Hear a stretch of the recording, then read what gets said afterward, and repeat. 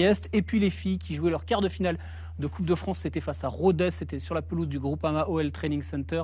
Victoire 6-0 donc pour les Lyonnaises avec Bremer qui avait ouvert le score. Il y a eu également un but de Amraoui et un but de Kenzadali.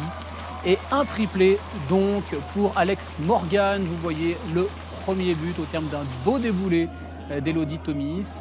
Le second, Alex Morgan ne le doit qu'à elle-même. Une frappe pan dans la lucarne opposée. Magnifique.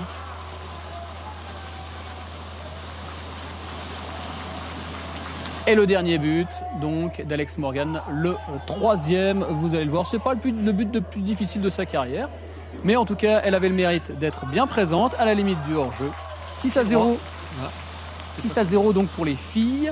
Face à Rodez, les filles qui se qualifient pour les demi-finales de la Coupe de France. On va écouter Alex Morgan, puisque tout à l'heure, elle était au micro d'OL TV. Elle est revenue sur son match et ce que ça lui faisait de marquer. Écoutez-la. Oui, donc je marque un hat-trick, mais j'en ai manqué des occasions, 2 en première mi-temps. C'était mieux en seconde période. Je me suis remise dans le bon sens. Et puis, je me suis senti mieux avec mes coéquipières. Je suis un peu fatigué, mais on est nombreuses dans l'équipe. On essaie de jouer tout ensemble et de marquer autant de buts que possible, ce qui est la chose la plus importante.